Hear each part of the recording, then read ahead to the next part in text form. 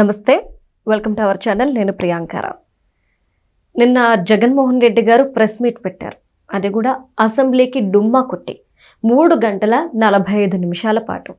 అయితే ఒక పక్క కొంతమంది అంటున్నారు, ఈ ప్రెస్ మీట్ పెట్టే బదులు అసెంబ్లీకి పోవచ్చు కదా అని. కానీ ఆయన వెళ్ళరు. ఇది పక్కన పెడితే ఈ 3 గంటల 45 నిమిషాల్లో ఆయన ఏం మాట్లాడారు? హెరిటేజ్ మీద దుమ్మెత్తిపోయడం, తర్వాత ఇందాపూర్ అంశం మీద గంటసేపు మాట్లాడడం, 2019 నుండి ఎందుకు మీరు విచారణ చేపట్టారు నెయ్యికి సంబంధించి, 2014 నుండి ఆ టెండర్లు అవన్నీ పరీక్షించండి అని చెప్పేసి ఒక కొత్త డిమాండ్ని తెర మీదకి తీసుకురావడం. ఎంత జరుగుతున్నా ఒక్క విషయాన్ని ఆయన మిస్ చేస్తున్నారు. ఏంటంటే సిట్ ఛార్జ్ షీట్లో నెయ్యే లేకుండా రసాయన పదార్థాలతో కల్తీ నెయ్యిని, అంటే రసాయన నెయ్యిని తయారు చేశారు అని నివేదించింది. మరి ఈ అంశాన్ని పక్కదారి పట్టించే ప్రయత్నంగా జగన్మోహన్ రెడ్డి గారు ఈ 3 గంటల 45 నిమిషాలు మాట్లాడారు. ఇది పక్కనుంటే ఆల్రెడీ కల్తీ జరిగింది, నెయ్యే లేదు, రసాయనాలతో కూడిన నెయ్యి అని సిట్ చెప్పింది ఒప్పుకుంటూ వైసీపీ నేతలు చెప్తున్నారు. వైవి సుబ్బారెడ్డి గారు కావచ్చు, ఇంకెవరైనా. ఇటు బొత్స గారేమో శాసనమండలిలో అసలు చర్చలే జరగకుండా అడ్డుకుంటున్నారు. తీర్మానాల మీద తీర్మానాలు పెడుతూ గోల చేస్తూ అసలు వెంకటేశ్వర స్వామిని ఎందుకు రాజకీయాల్లోకి లాగుతున్నారు? ఎవరిది పై చేయి అవుతుంది? అసలు ఈ కల్తీ నెయ్యి వ్యవహారం ఓవరాల్గా మనం ఎలా చూడాలి? దీని గురించి డిస్కస్ చేద్దాం. మనతో మాట్లాడడానికి ప్రముఖ పొలిటికల్ అనలిస్ట్ డివి శ్రీనివాస్ గారు ఉన్నారు. ఆయన అడిగి తెలుసుకుందాం. నమస్కారం సార్. నమస్తే. ఒక పక్క జగన్మోహన్ రెడ్డి గారు 3 గంటల 45 నిమిషాల ప్రెస్ మీట్లో కేవలం ఇటు చంద్రబాబు నాయుడు గారిని, లోకేష్ని, పవన్ కళ్యాణ్ని తిట్టడం, తర్వాత నెయ్యికి సంబంధించి 2019 నుండి మాత్రమే మీరు ఎందుకు చూస్తున్నారు, 2024 నుండి ఆ టెండర్లు, ఆ నెయ్యి ఇవన్నీ చూడాలి అని చెప్పేసి ఒక కొత్త విషయాన్ని తెర మీదకి తీసుకురావడం. ఇటు బొత్స గారేమో శాసనమండలిలో చర్చలు జరగకుండా నెయ్యి వ్యవహారాన్ని పక్కదారి పట్టించే ప్రయత్నం చేస్తూ ఆయన గోల చేయడం. అసలు మళ్ళీ లోపలికి చర్చల్లోకి వెంకటేశ్వర స్వామి ఫోటోలు పట్టుకుని వెళ్ళడం. ఎలా చూడాలి సార్ ఇదంతా? అసలు 3 గంటల 45 నిమిషాలు ప్రెస్ మీట్ ప్రపంచంలో ఎవరైనా పెట్టాడా? లేదు సార్. అసలు అంత సుదీర్ఘ సమయం ప్రెస్ మీట్ అంటే వినేవాళ్ళకి చెవుల్లో నుంచి రక్తం పడిందా, నెయ్యి పడిందా, కెమికల్ నెయ్యి పడిందా? మీరు కెమికల్ నెయ్యి అన్నారు, కెమికల్ గొయ్యి. ఇప్పుడు జగన్మోహన్ రెడ్డి ఆ కెమికల్ గొయ్యిలో మెడలోతు కూరుకుపోయి ఇప్పుడు ఆ కెమికల్స్ బురద జల్లుతున్నాడా? చంద్రబాబు పైన, హెరిటేజ్ పైన, ఇంకా ఎవరు ఆయన్ని విమర్శిస్తే వాళ్ళందరి పైన ఈ కెమికల్స్ బురద జల్లుతున్నాడా? ఇప్పుడు నిన్న ప్రెస్ మీట్ ఉద్దేశం ఏంటి? బడ్జెట్ గురించి మాట్లాడతా అని చెప్పి ఆయన పెట్టారు. అవును సార్. సరే, ఒక 2 గంటలు బడ్జెట్ మీద విశ్లేషణ చేశారు, ఏదో మొత్తానికి మామ అనిపించారు. 1:45 నిమిషాలు దీని మీదే. పోనీ కల్తీ గురించి మాట్లాడా? అసలు కల్తీ జరిగింది అని వాళ్ళ బాబాయే ఒప్పుకున్నాడు. సుబ్బారెడ్డే చెప్పాడు కల్తీ జరిగిన మాట నిజమే, అసలు సిట్ చెప్పేసింది. ఇప్పుడు 2019-24 మధ్య ఫలానా ఏఆర్ డైరీ, వైష్ణవి డైరీ, లేకపోతే బోలేబాబా డైరీ, వీళ్ళు చేసినటువంటి స్కామ్, అక్కడ టీటీడీ బోర్డు, అక్కడ పాలక మండలి సభ్యులు, అధికారులు కుమ్మక్కై ఈ కుంభకోణానికి పాల్పడ్డారు అని 3 అధికారుల మీద వేటైమంది. కొంతమంది అధికారులను అరెస్ట్ చేసింది, ఆ డైరీ యజమానుల్ని అరెస్ట్ చేసింది. పీరియడ్ ఏంటి? 2019-24 మధ్య. జగన్మోహన్ రెడ్డి నిన్న ప్రెస్ మీట్లో ఏం మాట్లాడతాడు? 4 ట్యాంకర్లు అంటాడు.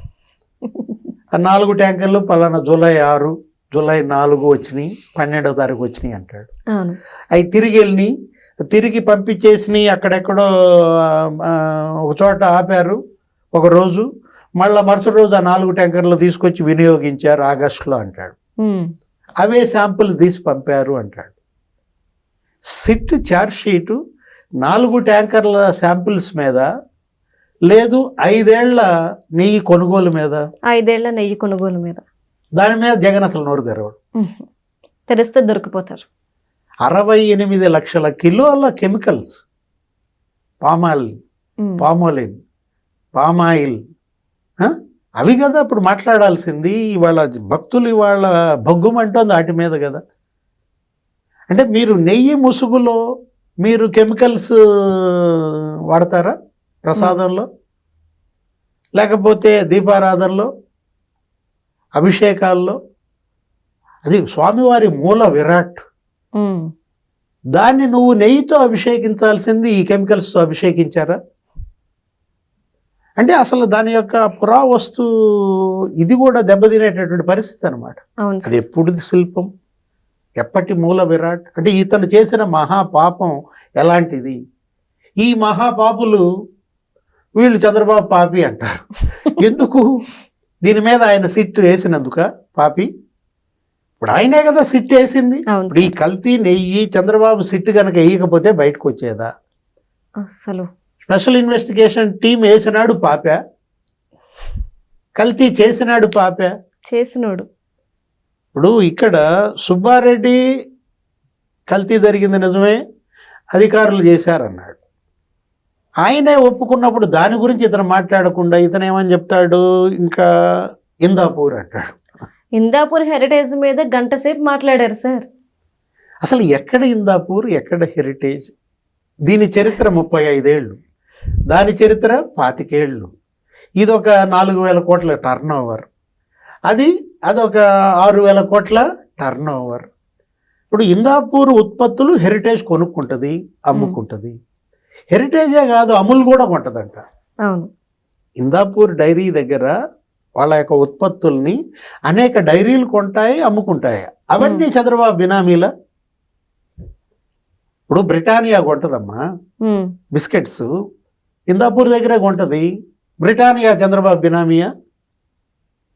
అరే ఇందాక కౌన్సిల్కి వెళ్తూ కూడా వాళ్ళు బోలేబాబా చంద్రబాబా, బోలేబాబా చంద్రబాబా అంటారు. ఇప్పుడు ఆ బోలేబాబా డైరీ అసలు ఆ పేరు ఓరోగానిక్ డైరీ, బోలేబాబా ఆర్గానిక్ డైరీ అని బిల్డప్ ఇచ్చారు. ఆ ఒక్క పదంలోనే చూసావా ఎంత వక్రీకరణ, ఎంత కన్నుగప్పారో. ఆ రోజు సుబ్బారెడ్డి ఏమని చెప్పాడు? ఆర్గానిక్ ఫుడ్స్తో మేము నైవేద్యం పెడతాం, స్వామివారికి మంచి పుష్టికరమైనటువంటి ప్రసాదాలు, నైవేద్యాలు భక్తులకి స్వామి పేరుతో. అంటే ఆర్గానిక్ అనే పేరుతో వీళ్ళు తెచ్చింది ఏంటి? ఓరోగానిక్. అదేమంటే బోలేబాబా పాత పేరేదో తీసుకొస్తారు, హర్ష. అదేదో చంద్రబాబు అప్పుడే వచ్చిందంటారు. చంద్రబాబు హయాంలో ఆ హర్షానో లేకపోతే ఆ బోలేబాబానో నెయ్యి 1 కిలో ఇచ్చిందా? లేదు. ఏదో రకంగా ఈ కెమికల్స్ గొయ్యిలో నుంచి బయటపడాలి. అది కూడా ఎవరి మీదకైనా తోసేసి బయటపడాలి. ఈ మొత్తం జిమ్ముదాం అంతే. ఇప్పుడు చంద్రబాబు తేలిగ్గా ఉంటాడు కదా, ఈ 60 లక్షల కిలోల కెమికల్స్ లోకేష్ మీద వేద్దాం, లేకపోతే హెరిటేజ్ మీద వేద్దాం, భువనేశ్వరి మేడం మీద వేద్దాం. ఆమె నిన్న ఒక ఖండన ఇచ్చారు. ఏమని? ఇవాళ మేము 3 లక్షల రైతులు, 60,000 మహిళా రైతులు ఈ కంపెనీ మీద ఆధారపడి ఉన్నారు. ప్రత్యక్షంగా ఒక 4,000 మంది ఉపాధి పొందుతున్నారు, పరోక్షంగా ఒక 12,000 మంది ఉపాధి పొందుతున్నారు.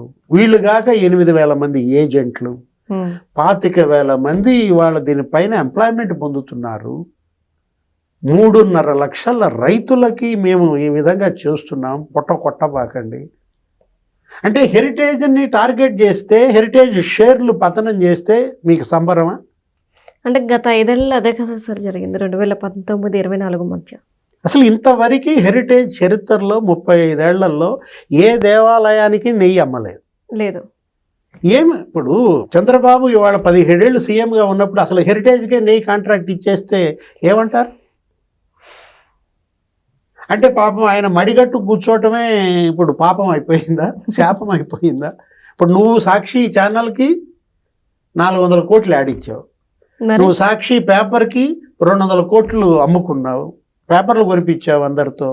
నీ సరస్వతి సిమెంట్స్కి ఆ పవర్కి నువ్వు 0.638 టీఎంసీల కృష్ణా నీళ్ళు ఇచ్చుకున్నావు, భూములు ఇచ్చుకున్నావు. ఇదేంటి భారతీ సిమెంట్స్కి 165 కోట్ల సిమెంట్ బ్యాగులు కొనిపించావు. ఇప్పుడు వీళ్ళు హెరిటేజ్ వాళ్ళకి నెయ్యికి కాంట్రాక్ట్ ఇస్తే తప్పేంటి? కానీ వాళ్ళు ఇవ్వలేదు కదా. ఇవ్వకపోయినా ఈ నిందలేంటి? ఇందాపూర్కి ఇవ్వడం ఏంటమ్మా? ఆ ఇందాపూర్ వీళ్ళ బినామీ అంటాం ఏంటి? అదేమంటే మళ్ళీ ఏమన్నాడు జగన్మోహన్ రెడ్డి? 250 రూపాయలకి ఇచ్చారు అప్పుడు నెయ్యి, ఇప్పుడు 650 కట్టిస్తారు. ఉమ్, అంటే 300 రూపాయలకి ఎవరు నెయ్యికి రాకుండా బెదిరించాడు చంద్రబాబు ఈ ప్రచారం చేసి. అంటే ఇప్పుడు ఎవరన్నా నెయ్యి 300 రూపాయలకి ఇస్తారా? ఇచ్చేది నెయ్య, కెమికల్ గొయ్య, ఉమ్, రసాయనాలు అయితే ఇస్తారు. అంటే ఏంటి, జగన్మోహన్ రెడ్డి ఇప్పుడు 300 రూపాయలకి నెయ్యి సరఫరాదారుల తరఫున మాట్లాడుతున్నాడా? అప్పుడు ఆవు పాలు 17 రూపాయలు, ఉమ్, అప్పుడు ఇదే ఇందాపూరు మరి 270కో ఏమో వేసింది. అవును. ఇప్పుడు ఆవు పాలు 42 రూపాయలు. అంటే వీళ్ళు పాలతో చేస్తారు నెయ్యి, నీలాగా వీళ్ళు పాలు లేకుండా నెయ్యి చేసే బ్యాచ్ కాదు కదా. జగన్మోహన్ రెడ్డి నిన్న ప్రెస్ మీట్ ఉద్దేశం ఏంటి? ఇవాళ బొత్స సత్యనారాయణ నిన్న ఈ కౌన్సిల్లో చేస్తున్న రభస ఉద్దేశం ఏంటి? అన్నిటి ఉద్దేశం ఒకటేనమ్మా, దురుద్దేశం. ఉమ్, ఆంధ్రప్రదేశ్ని అప్రదిష్ట పాలు చేయాలి, టీటీడీని అపవిత్రం చేయాలి, హైందవాన్ని ఇవాళ ధ్వంసం చేయాలి, హిందువుల మనోభావాలని గాయపరచాలి, ఆంధ్రప్రదేశ్కి వచ్చే పెట్టుబడులు రాకుండా చేయాలి, హెరిటేజ్ బిజినెస్ దెబ్బతీయాలి. మహాకుట్ర. ఏది? ఈ విధంగా ఈ గలభా చేయడం ద్వారా, ఈ అల్లర్లు సృష్టించడం ద్వారా, ఇట్లాంటి ప్రచారం చేయడం ద్వారా ఆంధ్రప్రదేశ్కి చెడ్డ పేరు తేవటం, ఇమేజ్ బిల్డప్ కోసమేమో చంద్రబాబు పాపం కాలికి బలపం కట్టుకుని ప్రపంచం మొత్తం తిరుగుతున్నాడు. ఉమ్, రండి, పెట్టుబడులు పెట్టండి, ఇక్కడ ఉపాధి కల్పించండి, నేను ప్రోత్సాహకాలు ఇస్తాను అని పాపం గూగుల్ డేటా సెంటర్లు తెస్తున్నాడు, లేకపోతే సెమీ కండక్టర్స్ ప్లాంట్స్ పెట్టిస్తున్నాడు, స్టీల్ సిటీ ఏర్పాటు చేస్తున్నాడు, డ్రోన్ సిటీలుగా మారుస్తున్నాడు.